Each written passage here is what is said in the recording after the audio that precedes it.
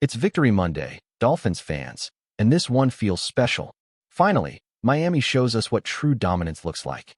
From start to finish, the Dolphins absolutely controlled the Atlanta Falcons.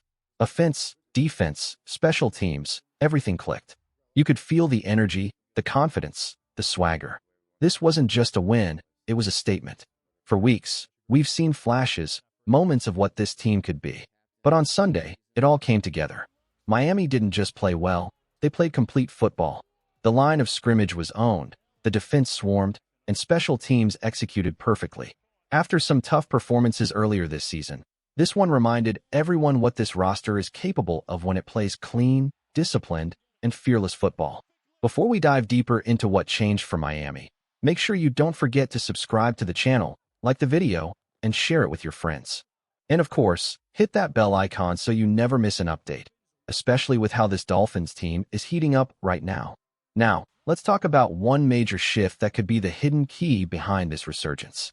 Offensive coordinator Frank Smith made a quiet but impactful move, trading his view from the booth for a spot on the sideline. And the difference? Immediate. Communication was sharper, tempo was smoother, and the offense just looked more connected. Gone were the false starts, the confusion, the delays. Everything ran like clockwork. Head coach Mike McDaniel even highlighted how much Smith's presence mattered, calling him a problem solver who truly connects with players. Tua echoed that same feeling, saying having Smith on the field changed everything for him. More trust, quicker feedback, and a stronger rhythm. Even rookie running back Devon Achane said he never wants to see Smith back in the booth again this season. It might sound small, but this kind of sideline chemistry can redefine a team's identity. The Dolphins looked confident, collected, and ready to fight, the way great teams do. If this energy continues, Sunday's win might just be the spark that turns Miami's season around. You could just feel the difference with Frank Smith down on the sideline. The energy, the rhythm, the confidence. It wasn't just symbolic, it showed up in the numbers. Miami's play calling finally had real balance. For the first time in what feels like forever, the Dolphins leaned on the run. 37 designed runs compared to just 29 dropbacks. That's not the Miami we've seen in recent years, where it's usually all air and very little ground. This time, they flipped the script, and it worked beautifully. Every running back had a role, and every carry meant something. Devon Achane powered through defenders with 18 carries. Ollie Gordon added 10 tough runs, and Jalen Wright chipped in with 9 more. Gordon, in particular, was the hammer Miami drafted him to be, a fearless, downhill runner who fights for every inch. He kept drives alive with clutch conversions on short yardage plays, averaging 4.6 yards per carry, and proving that Miami finally has that physical edge in the backfield. And when you commit to the run like that, everything else opens up. The play-action game becomes lethal. Just look at Jalen Waddle's 43-yard touchdown. Pure perfection.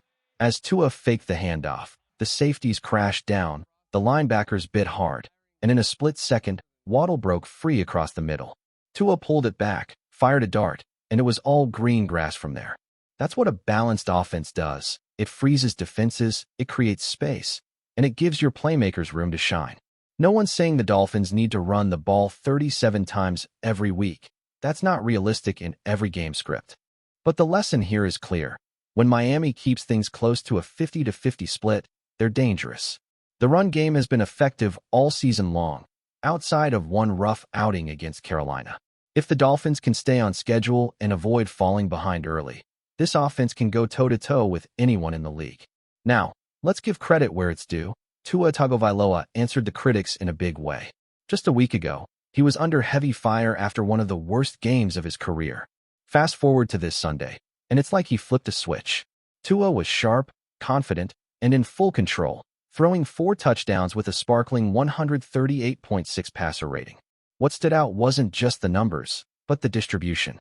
He spread the ball with precision, keeping every defender guessing. No single receiver dominated, everyone ate. Jalen Waddle had 5 catches. Devon Achane added 5 of his own. Malik Washington grabbed 4, while Tanner Conner added 2. Ollie Gordon, Nick Westbrook-Ikine, Cedric Wilson, Jalen Wright, and Alec Ingold each contributed 1. That's the mark of a quarterback who's reading the field, trusting his teammates, and taking what the defense gives him. It was complete, controlled, and confident football, the kind Miami fans have been waiting to see. Tua Tagovailoa wasn't out there trying to play hero ball or force deep throws. He played smart football, taking what the defense gave him, hitting open receivers, and staying calm under pressure. What made it even more impressive was that he did it all while dealing with an eye issue that had him squinting through parts of the game. Afterward, Tua mentioned it might have been a simple irritation or allergic reaction, but whatever it was, it didn't slow him down one bit. Maybe we're joking when we say this, but if that was one-eyed Tua, maybe we need to see more of that version, because he looked locked in, composed, and confident. Even when he came off the field after that 43-yard strike to Jalen Waddle, covering his eye and laughing with teammates, you could feel the energy radiating from the entire sideline. And that's what makes this Dolphins team so special. Even through the ups and downs, you can't help but believe when they play like this. Miami fans have been through a roller coaster of emotions this season, but moments like these remind us why we care so much. The connection between Tua and McDaniel, the spark between the players, the passion on the field, it all came alive in this win. Now, shifting over to the defense, they deserve just as much credit. This unit was relentless from the opening whistle. Atlanta's Bijan Robinson came into the game averaging nearly 150 scrimmage yards per outing. Against Miami, just 48. That's elite-level containment from a defense that played fast, physical, and fearless. Even more impressive, the Dolphins haven't allowed a first-quarter touchdown in 5 straight games. That's the kind of early tone setting you want to see from a playoff-caliber defense. They controlled the trenches, blanketed receivers, and forced the Falcons into uncomfortable situations all game long. Rasul Douglas, in particular, was lights out. Easily one of his best performances in a Miami uniform. It was a wire-to-wire showcase of dominance. No late collapses, no breakdowns, just disciplined, complete football. If the Dolphins can bottle up this version of themselves, the one that communicates, executes, and attacks from every level, then this win might be more than just a victory Monday. It might be the turning point they've been waiting for. You can bet I can't wait to dive into the all-22 and study every snap from this game, especially the defense. Some of these guys, playing on short deals, fighting for every rep, have been phenomenal. Rasul Douglas, in particular, continues to prove why he's one of the most underrated additions to this roster. That said, let's pump the brakes just a little. Yes, Miami's defense was excellent against Atlanta, and even the week before versus Cleveland, they weren't bad at all. But let's be honest, some of the numbers need context. Against the Browns, 14 of the 31 points allowed actually came off offensive mistakes. A pick six and another interception returned to the 1-yard line. And when you look at the Dolphins' 2 wins this season, both came against struggling teams. They held opponents to under 21 points in each. The Jets managed just 21, and the Falcons only 10. But in both cases, Miami faced backup quarterbacks. Justin Fields with the Jets, Kirk Cousins' replacement in Atlanta. So while the defensive effort was strong, it's still too early to say this unit has fully turned the corner. Still, there are signs of progress. Back-to-back weeks of disciplined football, improved tackling, better gap control. You can feel the structure starting to form. The Dolphins might not be there yet, but they're fighting. Here's something interesting too. Both of Miami's wins have come in Week 4 and Week 8. In between, 2 separate 3-game losing streaks. It's almost like this team hits reset after every few weeks. If the pattern continues, the next challenge looms large. Miami's next 3 games are no joke. A Thursday night showdown at home against the Baltimore Ravens, followed by a tough matchup with the Buffalo Bills after a mini-bye, and then an international clash against the Washington Commanders in Madrid. On paper, that's a brutal stretch, and going 0-3 in that run is entirely possible. But football doesn't care about paper. Momentum is real, and if this team carries over the intensity we saw against Atlanta, they can steal 1, maybe even 2, of those games. Still, let's keep it real. At 2-6, the margin for error is gone. To even dream about the postseason, Miami would need to finish 8-1 the rest of the way. That's the kind of run that turns skeptics into believers, but it starts with consistency. So no, I'm not jumping ahead or talking playoffs yet. Not until this team strings together 3 straight wins. Not until the Dolphins prove they can sustain the energy, focus, and fight we finally saw this week. Because if they do, if this team finds that rhythm and rides it, then maybe, just maybe, this Victory Monday won't be the last one we celebrate this season.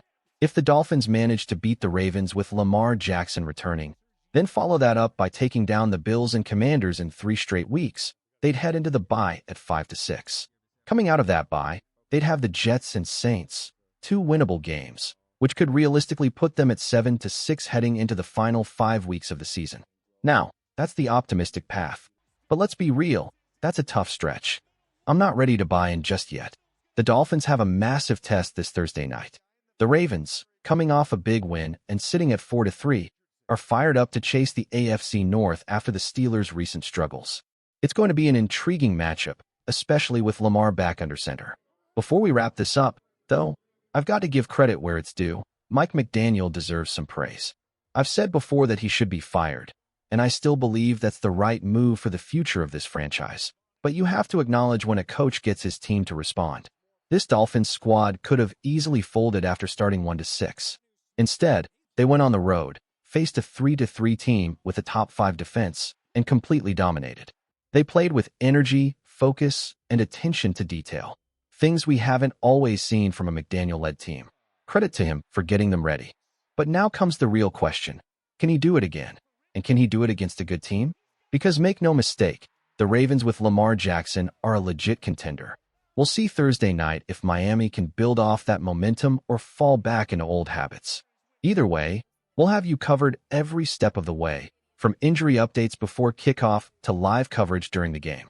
Subscribe and stay locked in with the Dolphins Today family.